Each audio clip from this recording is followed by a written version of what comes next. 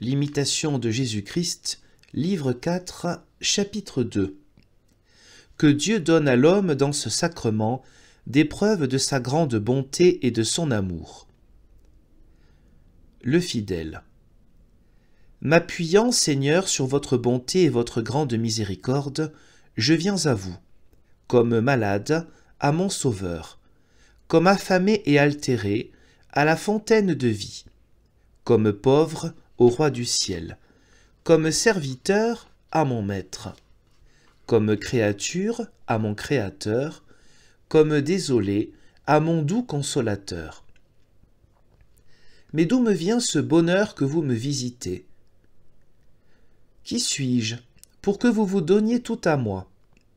Comment un pécheur ose-t-il paraître devant vous?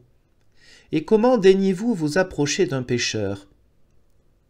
Vous connaissez votre serviteur, et vous savez qu'il n'y a aucun bien en lui qui mérite que vous lui fassiez cette grâce.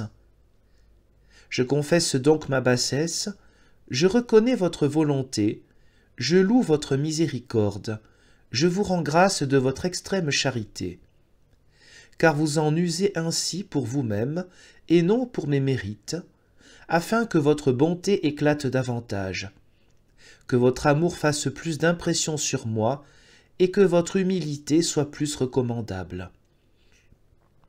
Puis donc qu'il vous a plu, et que vous avez ordonné que cela fût ainsi, je reçois avec joie la faveur que vous daignez me faire, et plaise à votre bonté que mes péchés n'y mettent point d'obstacle.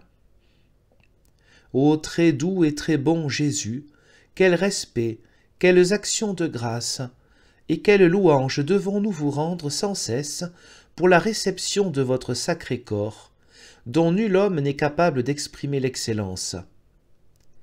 Mais que penserais-je dans cette communion en m'approchant de mon Seigneur que je ne puis révérer comme je le dois, et que je souhaite cependant de recevoir avec dévotion? Que penserais-je de meilleur et de plus salutaire que de m'humilier entièrement devant vous et d'exalter votre bonté, qui est infiniment au-dessus de moi? Je vous loue, ô mon Dieu, et je vous exalterai sans cesse. Je me méprise moi-même et me soumets à vous dans la profondeur de ma bassesse. Vous êtes le Saint des saints, et je ne suis qu'ordure et péché.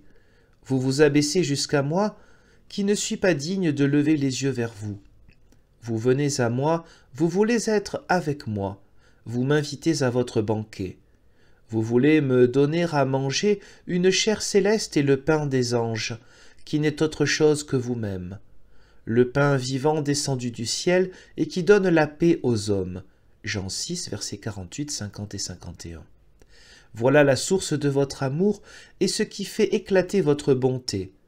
Quelles insignes actions de grâce et quelles louanges ne vous doit-on pas pour ces faveurs?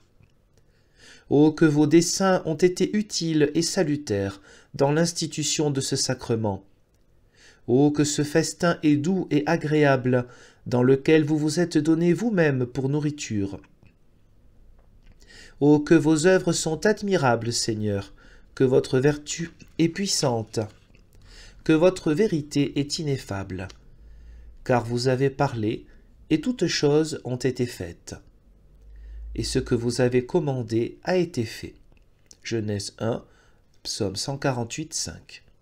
C'est une merveille digne de la foi et qui passe l'esprit des hommes, que vous, mon Seigneur et mon Dieu, vrai Dieu et vrai homme, soyez contenus tout entier sous les faibles espèces du pain et du vin, et que, sans être consommés, vous soyez mangés par celui qui vous reçoit. Ô vous, le Seigneur de toutes choses, qui, n'ayant besoin de personne, avez voulu habiter en nous par votre sacrement, conservez sans tache mon âme et mon corps, afin que je puisse célébrer plus souvent vos mystères avec joie et pureté de conscience, et recevoir, pour mon salut éternel, ce que vous avez ordonné et institué, principalement pour votre gloire, et pour l'éternelle mémoire de vos bienfaits. Réjouissez-vous, mon âme, et remerciez Dieu de vous avoir laissé dans cette vallée de larmes un présent si magnifique et une consolation si singulière, car toutes les fois que vous renouvelez ce mystère et que vous recevez le corps de Jésus-Christ, vous travaillez à l'œuvre de votre rédemption et vous participez à tous ses mérites, parce que la charité de Jésus-Christ ne diminue jamais et que la grandeur de sa miséricorde est inépuisable.